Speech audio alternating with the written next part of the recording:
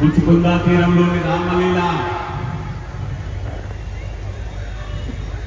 భాగ్యనగరానికి, తెలంగాణకు, ఆనాటి హైదరాబాద్ సంస్థానానికి, భారతదేశానికి ఒక సంకేతాత్మకమైనటువంటి ఈ ముచ్చుకుందా తీరంలోని రామలీల మైదానం ద్వారా మీరందరూ నిర్వహిస్తున్నటువంటి, మీరందరూ ఆనందోత్సవాలతో పాల్గొంటున్న దసరా ఉత్సవంలో పాల్గొని మీ అందరికీ శుభాకాంక్షలు తెలిపేటువంటి అవకాశం లభించినందుకు ఎంతో ఆనందం వ్యక్తం చేస్తూ ఉన్నాను.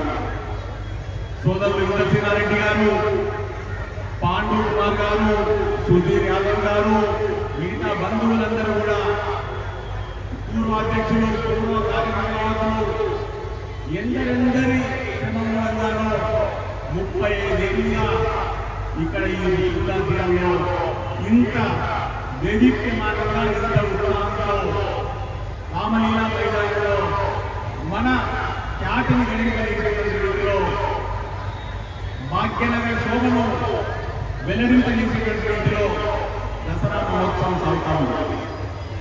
ఏటేటా చాలా ఏళ్ళుగా ఇక్కడ రావడం అనేటువంటిది నాకు ఆనవాయితీ అయిపోయింది. మా సొంత గ్రామానికి సాయంత్రం పూట దసరా ఉత్సవంలో వెళ్ళడం లేదనేటువంటి ఇంత పరిస్థితి కూడా ఈ దసరా బతుకమ్మ ఉత్సవాలు ఆరంభమైన కన్నా ముందే మా సోదరుడు పెరిగిరాజు అన్న, నువ్వు ఎక్కడన్నా ముందు దసరా నాడు సాయంత్రం 6 గంటలకు మాత్రం నా ముందర ఉంటుంది. ఇవాళ బాబుకు 6 మొదలుపెట్టి ఇంకా నువ్వు ఎందుకు వెళ్ళలేదు నాకు అందుకోసం ఈ సంవత్సరంలో చెప్తాను. నిన్న మొన్ననే ఈసీ, మూసీ, కాకినా కలగలిస్తే ముచ్చుకుందా మూసీ నదిగా ప్రవహిస్తూ మన హైదరాబాద్ ప్రాంతాన్ని ఏ మేరకు ఆ నది ఆవహించి ఉన్నదో దాని విరాట్ స్వరూపం నిన్న మొన్న కొత్త తరానికి దేదీప్యమానంగా కనిపించింది. ప్రకృతి మనం ఎంత దాచుకున్నా ప్రకృతి దాచుకోదు.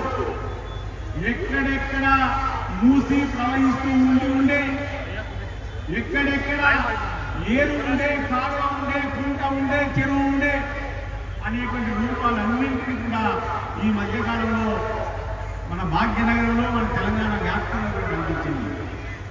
చాలా చోట్ల వాతావరణం, జలాలు సమృద్ధిగా ఉండడం మూలంగా సస్యశ్యామలంగా ఉండే అవకాశం కూడా కనిపిస్తూ ఉంది.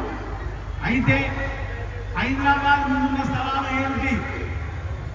మనమెంతో సామరస్యంతో కలివిడిగా గంగా యమున సమ్మేళనంగా, గంగా యమున తేజీవుగా నిరంతరం మనం ఎంతో కలివిడిగా జీవించేటువంటి ఒక ఔన్నత్యం నిండుగా ఉన్నటువంటి సమూహం మన హైదరాబాద్ భాగ్యనగర జీవనం.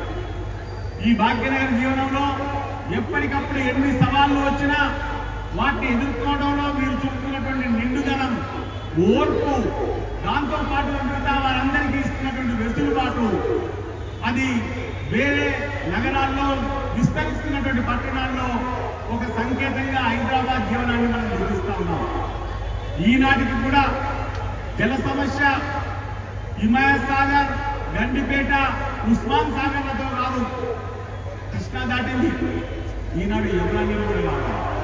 విస్తారంగా ఈ నీటి సమృద్ధిగా మనకు అందుబాటులో వస్తే తప్ప మనం మన వనరులని, మన జల వనరులని, మన తాగునీటి వనరులని అందుకోగలిగినటువంటి పరిస్థితి లేదు. అయినప్పటికీ మనకి తెలంగాణ భూభాగానికి విశేషమైనటువంటి లక్ష్యం ఏమిటంటే జీవనదులు ఉన్నాయి. సమృద్ధిగా జీవనదులు ఉండడం మాత్రమే కాకుండా కొన్ని నదుల్లో ఏర్పడినటువంటి కలుషితం ఈ మధ్య కాలంలో మీ అందరి చైతన్యంతో, ప్రభుత్వాల కదలికతో వాటిని శుద్ధి చేసుకోవడం ద్వారా కొత్త రీతిలో మనం అడుగులు వేసుకునేటువంటి ఆస్కారం ఏర్పడుతుంది.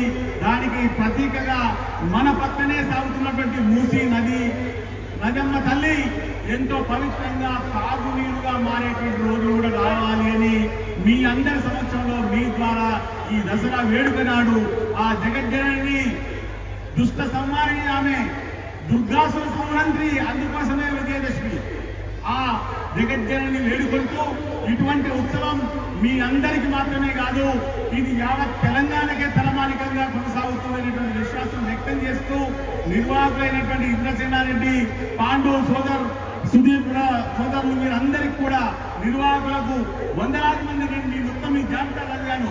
ఎందరెందరి కార్యభూమిగా ఉంటేనో ఈ మాత్రం కూడా సాధ్యమైంది. అందరికీ కూడా మరోసారి శుభాకామన వ్యక్తం చేస్తూ ఇదే ఉత్సాహంతో కలివిడిగా జీవిద్దాం. హైదరాబాద్ మరింత సుందరంగా జీవన యోగ్యంగా కొనసాగించుకునేందుకు ఈ విజయదశమి మనకు ఉపకరించాలనేటువంటి కోరిక వ్యక్తం చేస్తూ మీ అందరికీ విజయదశమి శుభకామన వ్యక్తం చేస్తూ నేను ముగిస్తాను. ధన్యవాదాలు. రాబోయే ఆనంద్ భాస్కర్ గారు ఇంకా అనేక సంవత్సరాలుగా దసరా ఉత్సవ సమితికి వారు చేస్తున్నారు. జేవి సంజయ్ గారిని వేదికపైకి రావాల్సిందిగా మనవి, కటి చంద్రశేఖర్ గారిని